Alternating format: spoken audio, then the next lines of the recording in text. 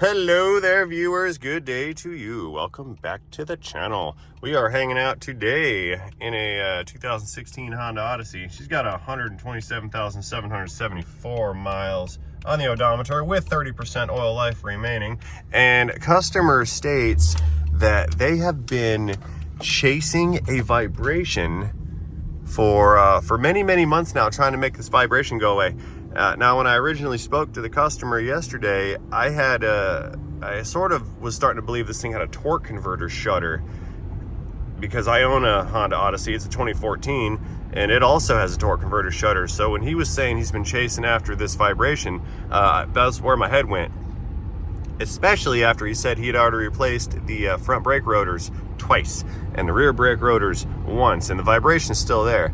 So I took it out on a test drive, and we're on some nice, smooth blacktop road right here. And I'm going to show you guys exactly how to find a vibration while driving. You want to decide if it's going to be while rolling, accelerating, or braking. Those are your first steps to take. So since we're on a smooth road, I'm going to go ahead and brake. We're doing about 70 miles per hour. And you get on the brakes, and see that steering wheel shake? Let's try it one more time. Let's move over since we've got some obstructions here.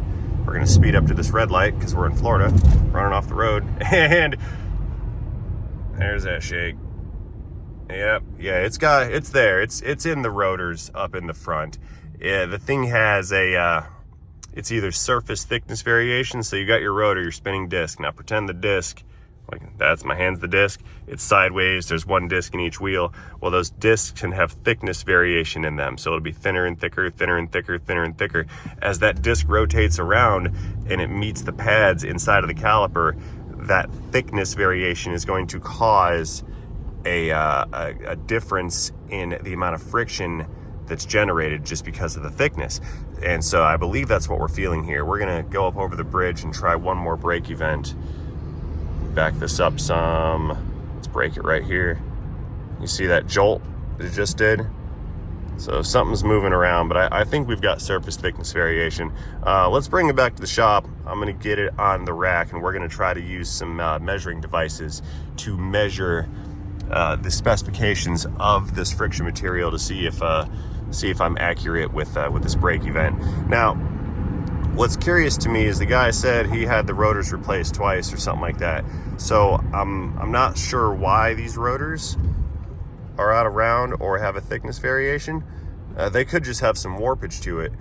I'm almost wondering if perhaps the hub behind the rotor is out of round or has some kind of warpage to it. And when the rotor is bolted to the hub, that warpage is translated into the rotor. So anyway, we're gonna swing this thing into the shop. We're gonna have it racked up, pull the wheels off of it, and we're gonna break out some measuring devices to measure the front rotors. And we'll do the rears maybe while we're back there, or while it's in the air. And then we're gonna go from there. So stay tuned, because this right here is going to be a very good, informative, educational video. All right, one more time. Let's get some speed. Oh, by the way, I feel no torque converter shutter. High speed acceleration, low speed acceleration. I'm feeling no driveline shutter in this, which is good, because then we don't have to pull the transmission out. All right, one more time on that brake event. Headed downhill on the brakes. Watch the wheel. See that shake right there? Yeah, we've got something going on with it. Okay. Making a left, and then another left, and then a right, and then we're back at the shop. So, quick thought, like from my side of this business, and I'm communicating to the customer side of this business, and anybody who's involved in the service business, feel free to weigh in the comment section on this one. We find it to be incredibly, what's the word? How do I want to phrase this? What'll happen, here's the scenario. What'll happen is you get a customer, and they'll bring a car in, they'll talk to the service advisor, and they'll say, hey, I think my car needs this, this, and this. So they're sort of pre-diagnosing the situation at the service desk. Now, what's gonna happen is the service writer is gonna write down, customer states, vibration, not this, and it's not that, replace this, replace that, and they'll be like, and I'll use this car for an example, and I'm not saying this is what happened, but I'll use this for an example. The customer will say, check transmission, feel vibration or hears noise when shifting gears or whatever. So what'll happen is the customer or the owner of the vehicle, they'll sort of kind of nudge you in a new direction on what it might be, because that's what they think the problem is. And the issue is with that is our technician minds don't work that way. And what I mean is, when you do that, we're gonna like laser focus on the thing that you said, because one of the rules is you always have to address the customer's original concern. So if the customer states they think the transmission is bad, you know, check transmission, then the technicians are kind of going to instinctively overlook other items because they've been focused on, you know, that transmission. So they'll go in there and they'll take a look at it and they'll check it out and they'll be like, oh no, transmission's fine, have a nice day. And then the car will leave, and the technician may have never even looked at anything else to try to solve the complaint. But if the customer comes in and they said, hey, I feel this vibration, and they give you just the symptoms, they say, hey, I feel a vibration when I'm, you know, going in a straight line, getting on an exit or taking an exit ramp or something like that. And they'll be like, I noticed that I feel something a little different when it downshifts, but I don't know, I really don't know. And so what that scenario does is that gives the technician the customer's perceived problem, and then we can use our brain to try to find that problem rather than us directing our attention to a component that may be not the one that's at fault or at play, so to speak. Anyway, black subscribe button, moving on up. So what I'm trying to say is, when you bring your car in, don't try to pre-diagnose the concern for the shop or the technicians or whatever. Just tell them what your perceived problem is, and then let us do what we do inside of our heads, because we want to solve your problem, but it's too much of the wrong information will steer us in the wrong direction. We just need the pertinent details. You know, what are you experiencing? What's the driver of the vehicle experiencing? What's you know, your kid or your wife or yourself or whoever? What are you feeling? What are you hearing? Don't tell us, I think it's an axle problem or this problem or that problem. Just tell us, you know, what's happening to you. And if you do that, we can better we can better hunt down the source of your complaint. So that's I hope that makes sense. Does anybody agree with this? Anybody on the technical side? Does this occur to you, or is it just like a me phenomenon? I'd like to know. Let me know in the comment section down below. Anyway, I'm gonna go ahead and pull these wheels off, and we're gonna see what the dealio is with that vibe and with that noise that I heard. Impact action coming in. Take this wheel off. Not with that socket, we're not. Try again.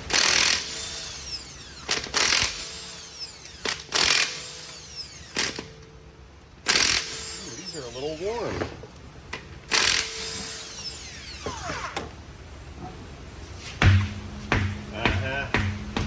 Well, I see crosshatch here. That's a new rotor. I see new rotor. Let's go around and check the other side. And then we'll pull the rears off too. I know I felt vibration and I know I heard noise, but I also see these are new rotors. So what is the mystery that's plaguing this fan? What's his problem?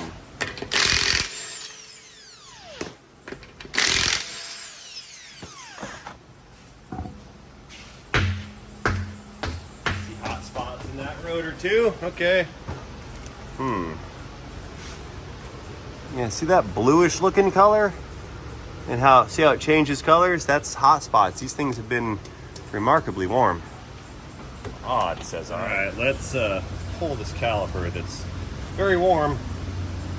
These brakes smell too. I smell the heat in them.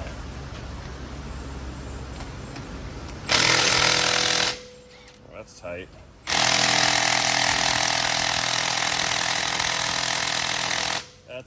That's really tight. Holy smokes. That's a good full battery too, and it's a 6 amp hour. It's a good one. Why?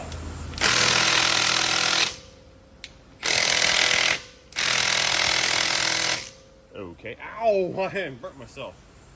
So we'll have to break that loose in the manual method. Oh wow, that's pretty tight, and the stud's turning. Yeah, watch this right here. See right there, the slide that goes in the bracket, that's turning with the bolt here. So let's try another method. We'll put the wrench on it and then hold that guy. There. Now we're coming loose. The bottom one, let's see if that guy's gonna turn or not or what. Yeah, same thing, that the slide is turning. No worries. Over tight. Ah, there. Got it.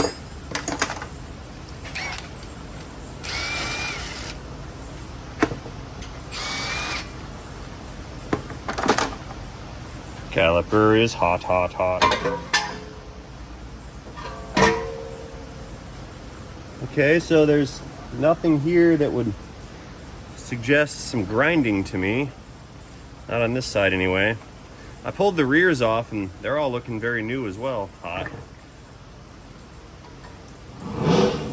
Hot. Woo! Okay, so I have this dial indicator, little gauge right here. That indicator where it's, you see how here it's making contact, so it is touching the rotor. We're gonna turn the rotor, see that? We're gonna turn the rotor, and we're gonna watch this indicator dial. Oh, I messed up. We're gonna watch this indicator dial right here. Let's straighten it out real quick. And as we rotate it, it's going to give us a measurement of the run out on this one side of the rotor. So disregard the numbers, please. Those are focus. Not as significant as the actual reading, but we're gonna rotate this. I got my hand in there on the CV axle. So watch this guy right here. It has almost zero run out on this front side. See that? Let me switch it around to the back side and we will take a measurement of the rear, and then we'll do the other side as well. By rear, I meant rear of the caliper, or the caliper, words, rotor. This is the front side of the rotor. We're gonna check out the back side of the rotor real fast. And then go from there. So let me flip this thing around. This is gonna be the harder way to do this, just because it's not really conducive for making 90-degree turns, but we're gonna try it for 180-degree turns. Okay, so we're set up. Little dial is right there on the inside of the rotor, and listen, it's making contact. See that? So let's give it a turn. So regarding thickness variation or run out, this rotor is perfect. It's absolutely perfect. There's nothing wrong with this rotor, except the surface finish. The surface finish is it's a little hot spotted. I don't really care for it, but I don't think that that's really all of the cause of that vibration that we felt. Check this out. You can even hear it contacting. Look at that. Just a couple thou. That's fine. That's not an issue. Yeah, let me do the other side. Let's go check that one out. And then we may have to disassemble some more things to make a determination of what the issue is. Okay, driver's side. I already broke these loose. Save us some time here. We'll just spin right out. Hot.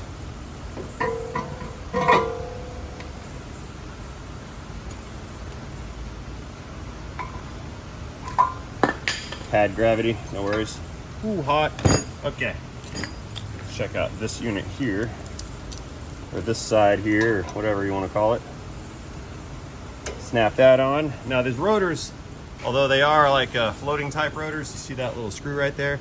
That screw is keeping that rotor in position and flat, so it's not going to flop around as we rotate. That may have been a concern for others, but it's a non-issue in this particular setup. Okay, so we have contact. See how that little guy's sticking out a little bit right there? So we have good contact. Going back in, we're gonna rotate. Focus. Focus more. There we go. 3 thousandths. on this side. 4. Yeah, we're towing the line a little bit on spec on that side. About 4 thou. Let's stay focused here. Take this guy off. We'll flip it around to the other side. Do the same thing. Right about there.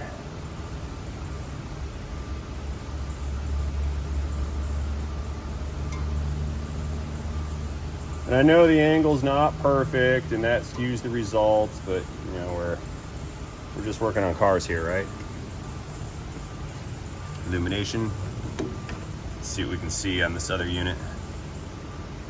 There it goes. Focus. What's wrong with the camera today? This is not working. It's not auto-focusing automatically properly.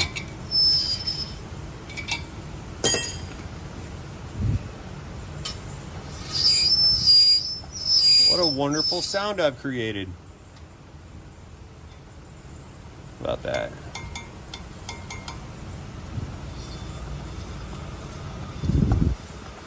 We got 3-4 thousandths out of that one. So we had 2 thousandths out of the other one, 3 or 4 out of this one on both sides. This one, that one might be the culprit.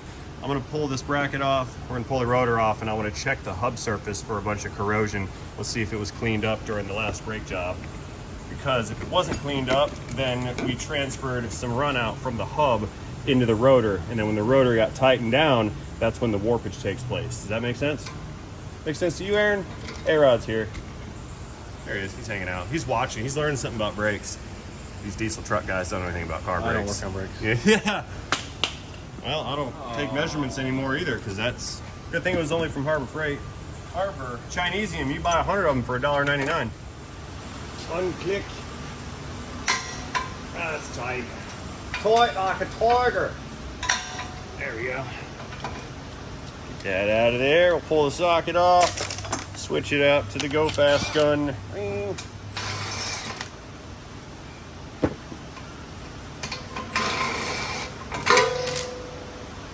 Okay. So here's, whoa, caliper bracket. I don't imagine that screw is too terribly tight, but I can break it loose by hand. Yep, sure enough. You need slide hammers to properly tighten those guys. What do we have going on here? That's weird, yeah? Worries. Hit it with a hammer. Hammer time. That's hot. Hey, did I tell you guys that these rotors are hot? Yeah, they're hot. Ah, man. Dead end. Look at this. That's fairly corrosion free. Yeah, there's nothing there. That's fine. But that doesn't mean that that hub is not bent. So let's take the gauge, set it up again, and we're gonna check run out on the hub right here. It's called doing your due diligence. We got to do it, especially when a situation is occurring where we don't know what the deal is. I would like to know. And my gauge did not become broken during its gravity test, so we're good on that too. So we got to make sure there's clearance here. Plug that in right there.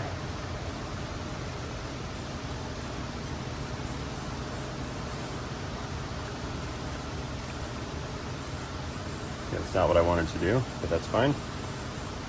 Let's try it right here.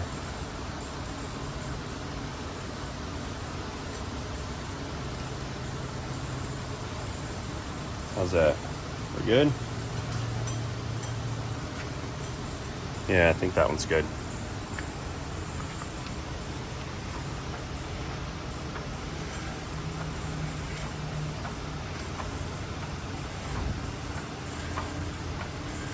Yeah, just a couple thousandths. That's fine. Why do I have a brake vibration? Okay, so here's the deal. We can go round and round and round all day measuring stuff, but I don't think measurements are going to give us what we're looking for because there's no wear on these components. Going back here to the rear brakes, we see that these are also new. Now I'm assuming that these hubs have been cleaned the same way those hubs are clean. It's not in the It's not in the pad. See the pads right there? Those are fine. Not the rotor. Now, I was kind of hoping that I would hear or find a metal on metal grinding brake pad, because grinding is kind of what I thought I heard, but there's no metal to metal on any of this. So it's actually, real quick, let me check these slides. Yeah, that one's a little tight, but it moves freely, no problem. There's new grease on them, so these slides are fine. Did a good job there. You know what I think it is? I think it was improper break-in that did these rotors wrong. Because I know it's in the front, and I saw it and felt it in the steering wheel. And I don't know if you guys can see in the light or not. I hope the camera's picking up on it. But if you look right there, see that little line right there? See how this is one color on this side, and then the rotor kind of changes colors on this side? Let's find, and then it goes back to this side right here. See that color change right there? I know this side's a little dark. There, now you see it. Yeah, there's a color change there. This feels very smooth, and then I've got some roughness right here. Right there. This feels smooth. There's roughness right here, and that roughness maintains all the way around. Let me flip this over. Hot. The other side, that's our smooth part right there. Don't forget that smooth part by the hammer, okay? The other side, I'm feeling a very similar phenomenon. It's smooth right through here, and then it gets rough right here. What happened is the burnishing process failed on this brake job. What I mean by burnishing is you need to mate the pad surface onto the rotor surface, and they've got to break in. See, these rotors, when they're machined, they've got little microscopic peaks and valleys. It's rigid, it's not smooth. And same thing with the brake pads. They're never ever smooth because it's a friction material. But when you go to break these in, what you want to do is you want to have a lot of high speed, low pressure friction on your initial braking events, and that's going to knock down and smooth out those peaks and valleys. So you'll wear away some brake pad material. That's going to embed itself in the valleys in the rotor, and then the brake pad will also knock off those peaks on a microscopic level to form a smooth and uniform surface. If you don't burnish the brakes properly by driving high speed, light braking, and put a bunch of heat into it to create that initial wear, that uniform wear, if you go out and just drive it and then stand on the pedal and get it super smoking hot, and then you drive it around some more and stand on the pedal and get it super smoking hot and you really dig them in, what you're gonna do is when you're parked or you're at a red light and your foot's on the brakes, you're gonna press and impregnate the rotor with excess material, and it's going to cause a change in the coefficient of friction on that rotor's surface. So what'll happen, and I think what happened here, is they were at a stoplight, both sides squeezing onto it, and as the rotor began to cool, since it was in that superheated stage, it could have impregnated some pad material into the valleys on the rotor, and it also could have potentially changed the metallurgy of that section of the rotor because of the heat dissipation properties. So for example, if you're sitting there at a light and you've got all this heat and pressure right here, well, the rest of this rotor is cooling off at a rate different than this one right here. So what I think's occurred is we've actually failed on the burnishing process to break these in properly, and now the vehicle is experiencing a vibration when you brake at high speeds. I think that's what we're going on. The fix on this is going to be put a couple rotors on it and burnish them in properly, and then try again. So I think that's what I'm gonna do. I'm gonna order 2 rotors, and I'm gonna try to recondition these brake pads right here. We're gonna sand them down, and we're gonna go out and burnish this in properly and see if our vibration goes away. So let me get those rotors. Let me get the rotors rotored. Let me get the rotors ordered. Freaking words. And I'll be right back. You guys don't go anywhere unless you go over to RaymanRazorRepairs.com to check out our custom merchandise and coffee. See you guys later. Be right back. Don't go anywhere. Stay right here. Or buy some of my stuff. Either one. It's a free country. Do whatever you want. Check it out. Got a new set of rotors. These are the good ones. I like this Import Direct brand. They actually spent some effort on their packaging and whatnot. And I figure if a company is going to spend money on packaging, then I would assume that they are standing behind their product, and it's not a junk product. Plus, I've had good luck with the Import Direct product lineup, so that's what we're going to use. And we can see these guys have a coating on them. See that little color silver looking paint job? That's a burnishing coating, and it's also there to prevent rusting once this thing has been placed into service. So we're just going to slap this guy on the truck and then do the other side real quick. Then we can take these out, burnish them properly, and we'll see if that vibration is no more. I'm not going to hit that with a grinder wheel. It's already been grinded. Not really overly concerned about knocking off corrosion that's not there. You can agree or disagree, whatever. It's free country. You can do what I want. Rotor. Click right there. There we go. That guy's in position, which is good. So next, throw this caliper bracket back in. Put that bolt in it. I will relubricate these slides, just matter of protocol and whatnot. Here, let's get that last bolt in right there.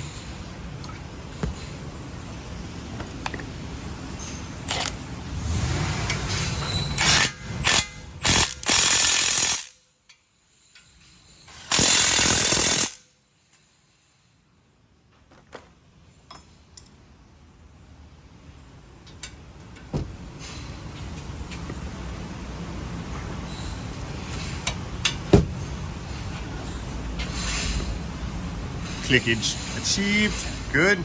Okay, so now those go there. This are the other sides.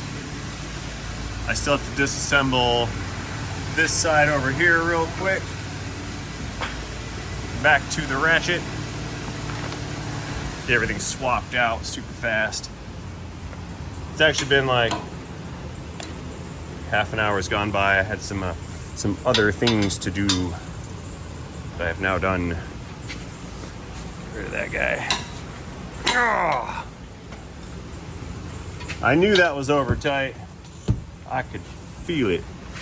Actually, I used reasoning and logic, because if all the other ones were over tight, it stood to reason that these were also over tight.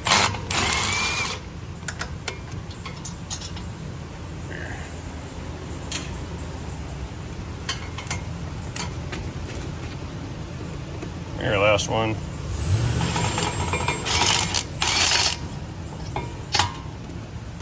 There we go. Bracket.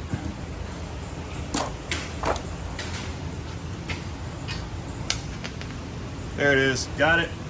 Don't you go anywhere. Those are not replaceable. They're really hard to find. Okay, I need, where's my big screwdriver? There it is. Let's see if I can unclick the screw right here. Let's find out. There we go. Good.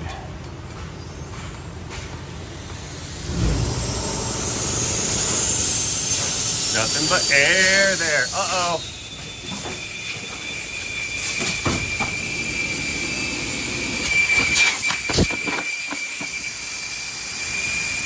We're missing something. Hey, shut her down.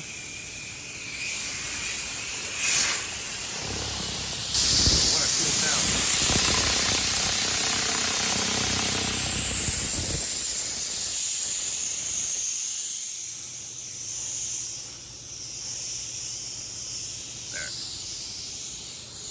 Here you go, sir. Thank you. Good man. All right, hammer time, then rotor time. Hammering the rotor time next. Beautiful. Oh, good, it's not so hot anymore. Come here, you. Oh.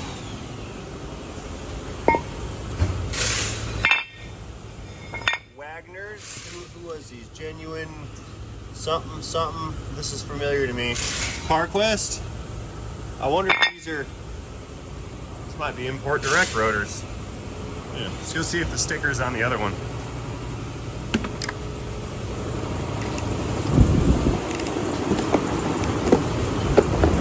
Oh, that one's open. Okay. No sticker.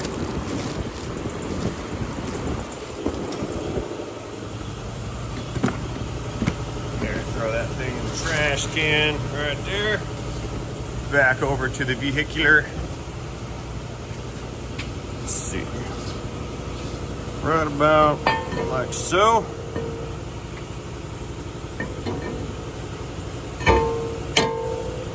It's good.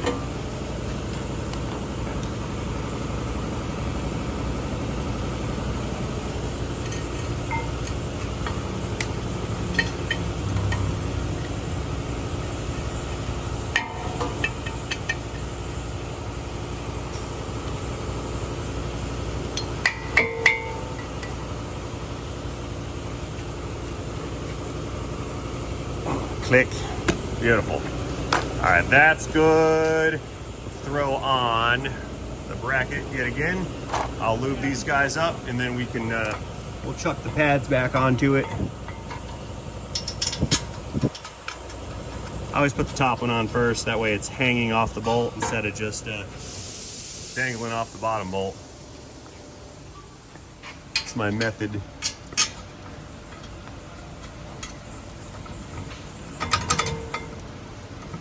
Loosey goosey.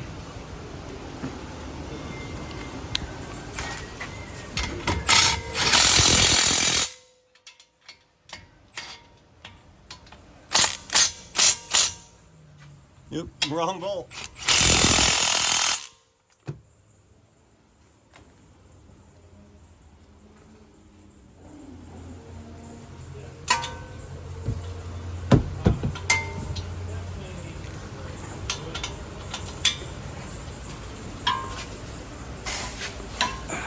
That good.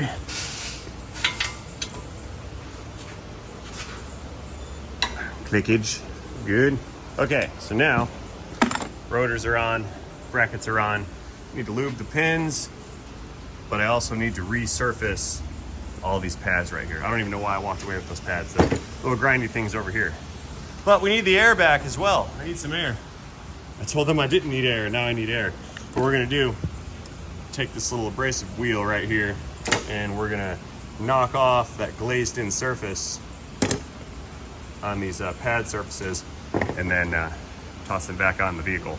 Then we can burnish this thing in properly. Okay, little Ziz wheels in action. So all we gotta do is just go over this real lightly until we can knock down that little shine that it's got.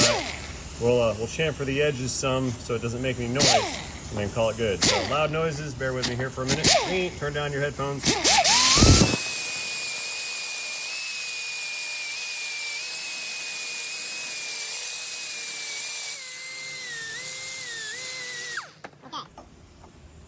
You guys see that? See how we're shining reflective with the glazing on the one side and this is nice and dull? That's a fresh surface. It can re-establish good contact with the rotor.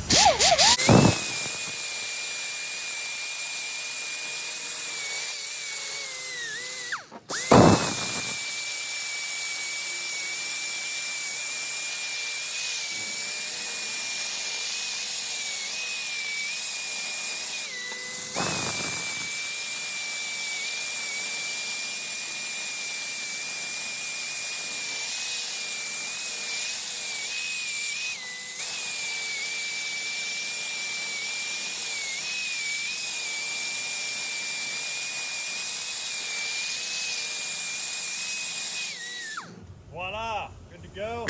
Now these things are prepped-ish and ready for reinstallation. So let's go lube the slide pins up on the rotors. Foolishness with words. Caliper brackets. I was looking at a rotor when I said that. Let's re-lube the pins on the bracket. Stick these guys back in. And then we'll hang the caliper. There we go. Once we hang the caliper, we're good to go. We'll let her down, take it on a test drive.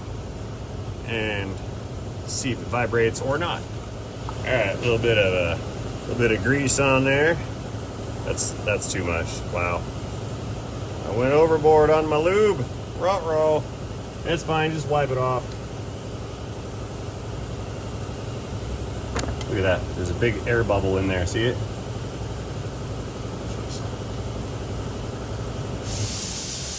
We don't want a big air bubble. Oh, it's a grease bubble from too much grease. There, fix the grease bubble. Okay, down low, we got one more slide pin. Towel, give that a good wipe. Get the old lube off. And a little bit of new lube.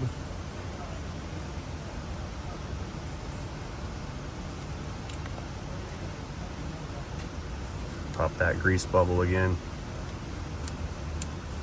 There we go. Okay, so now, back it up some, get out of the way. Take our pads, now that's our inboard side. See the two little marks, the witness marks from the pistons on the caliper. I'll slap that inboard one in there. Get in there, inboard pad, what are you doing to me? Can't see.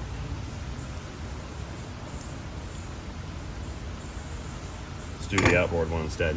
We can see that one, right? I see how it goes. It's got there's little springs in it. There! Got the rear RAR, or RAR rear, whatever.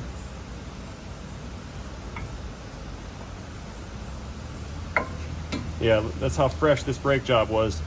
I didn't even have to compress the pistons in the caliper. Man, it's like a trip at the finish line kind of thing. I feel bad for making videos like this because I feel like the folks that own the car get embarrassed. Like I hope I don't hurt anyone's feelings over such things. It's not my intention. I'm just trying to spread the good word, you know? Actually, the good word is let's finish putting all the pieces back in before we think we're done. That would also be the good word. So here, we'll hinge that guy back up. I forgot the little spring jobbies right there. They go in the pads to create some outward pressure on the pad so they don't ride and contact the rotors and prematurely wear the pads out. So we'll slip those guys back in. There. So far ahead, I'm behind. Oopsie. There we go. Okay, let's tighten these guys down real quick.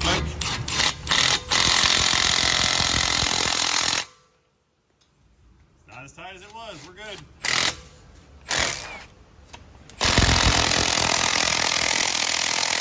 Clickage. Beautiful. All right, to the passenger side. Same old situation over here. One inboard pad, slide it in. One outboard pad, slide it in. So now, I didn't forget my springs, no worries. But I am putting this in for alignment purposes. Watch this.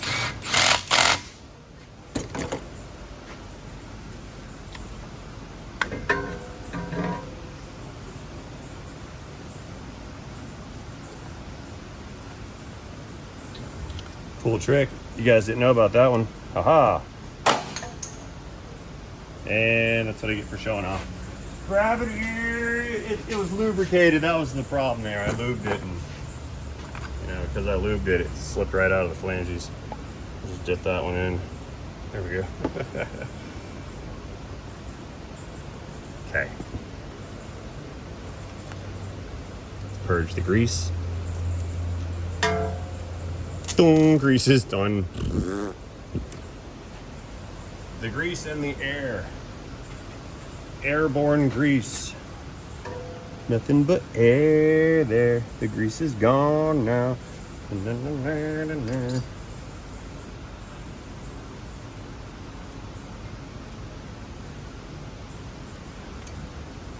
Come on, spring. There you go.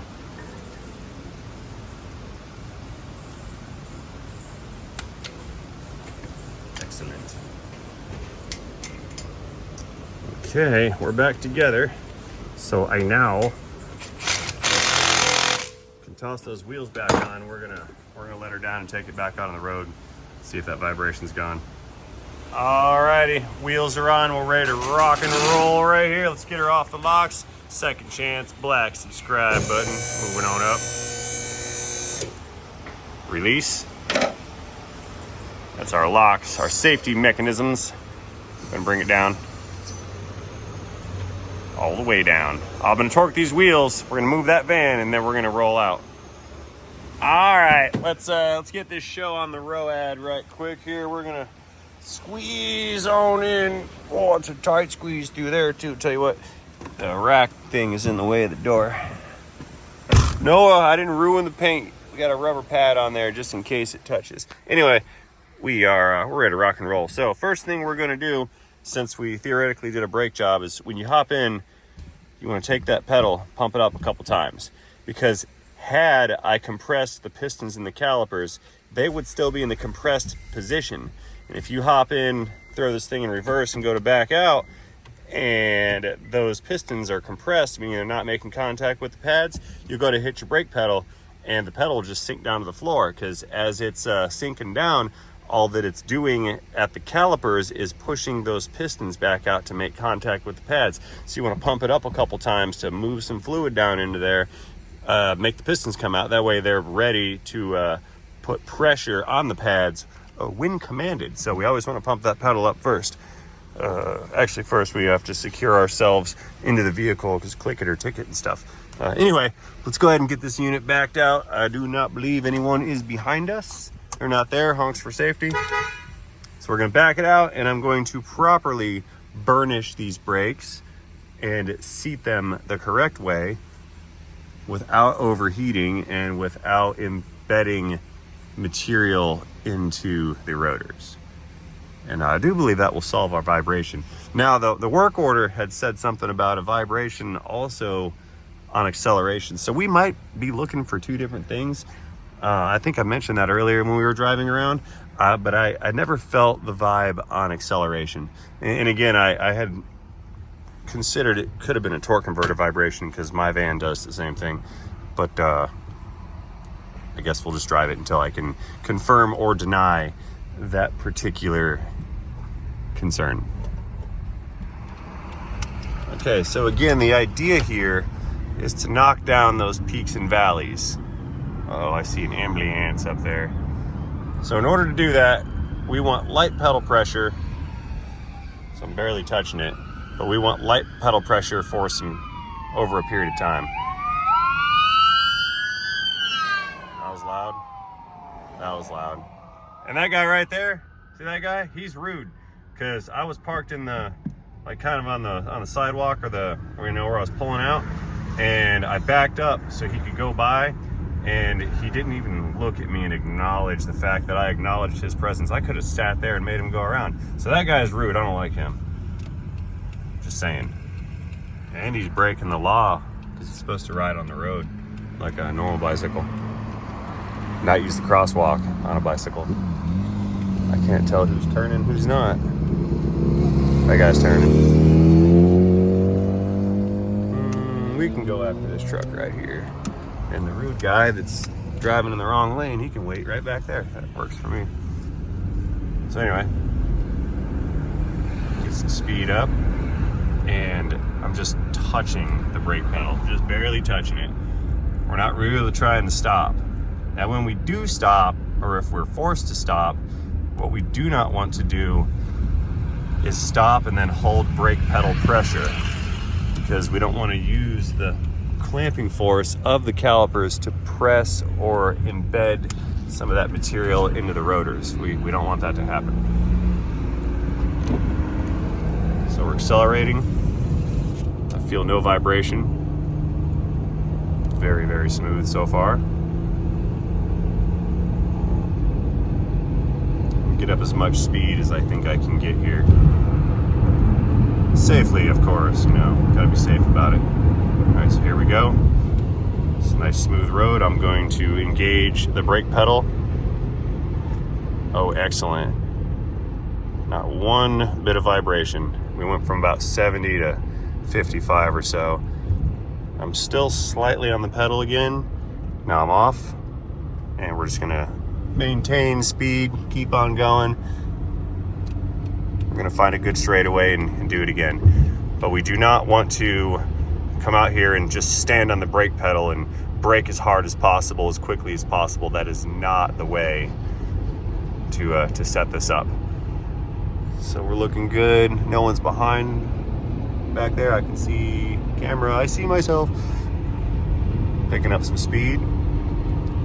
Check the steering wheel again. Lightly touching the pedal. No vibration. Yeah, that confirms my suspicions.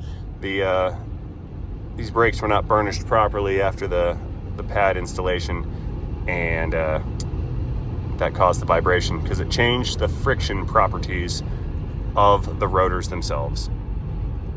Now, I'm not saying if you go out after a brake job and you need to slam on the brakes for something, I'm not saying to run into the people, but you should think about where you're traveling and try to not be in stop and go traffic. Try to not stop until the brakes are burnished. You need a couple miles of this. Now we see here, we're coming up on this red light, right? So I do not want to stop. So I'm gonna stop kind of shy and foot's off the brake, and I'm just gonna keep creeping. Keep on creeping. This will also, this kind of tactic here, can prevent you during like real heavy traffic, prevent you from embedding material into already burnished and already broken in brakes. It's a way to increase their longevity by, you know, not standing on your pedal at a red light. Like, you want to have as little pedal pressure as possible while we're stopped. So I can't really creep forward anymore, right? So I'm going to clicker into neutral, come up to a stop, and my foot's completely off the brakes now. See that? Not touching the pedal. Now, we do need to watch where we're sitting, make sure we don't start rolling away. You know, you don't want to sit here at your phone while it's in neutral and you roll backwards and hit the car behind you. That would also not be good. But the idea here is to keep pressure off of those brake pads for as long as possible. See how I move forward some now? What that's going to do is the area of the rotor where the pads were, I moved, so that area has moved. So we're going to try to keep the heat out of one localized area for as much as possible. There shouldn't be a boatload of heat in it because I didn't go through any hard stops, but they are starting to warm up. So one more trip down the road and they're going to be pretty hot. They might even be smoking by the time we get back. Let's see. I think we're ready to rock and roll with our green light. Nope. Yep. Okay. Back in drive. I don't like U-turns at intersections where they're also freely turning right. Okay, same procedure. Let's pick up some speed. I haven't felt any torque converter yet. 70 miles per hour. We're traveling slightly in excess of the speed limit. Just a little bit. Okay, on the brakes, real light. No one's behind us. We're gonna take it from like 70. We're gonna take it all the way down. Checking that mirror for people behind us. Yep, coming way down. Light pedal pressure, perfect. Let's hit it again.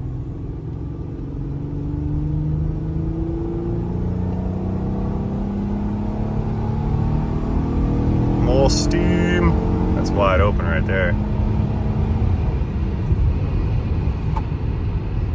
And as we progress through this, you can get a little bit more aggressive on your brakes, but the same principles apply. You don't want to sit at the red light, standing on the pedal, putting a bunch of pressure into it, and we don't want to jar the brakes, like stop super aggressively. Just coast it right in. You know, the reality is we should just drive like this all the time. Like, drive where you're thinking about not what's directly in front of you, but what's like in front of that car and in front of that car and in front of that car. If you think about a half a mile out, you'll be a better driver, and you probably save some gas money too, because every time you touch your brakes, you are transferring your kinetic energy into heat energy. In doing so, you're wasting the fuel energy that you used to achieve that speed. I like how that guy just kind of just moved on over. No turn signal. Like, you sound bitter, Ray. I'm bitter over people driving cars because they're not good at it. I mean, I'm not saying, you know, I'm like the best driver in the world or anything, because, you know, I'm not even on the right side of the road right now, but I'm aware of what I'm doing. Yeah, that's what I mean. I think most people are like not self-aware when operating their motor vehicle.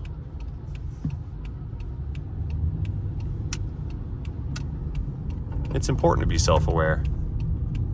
You'll live longer. Okay, guys, well, that's about it. Brakes are burnished.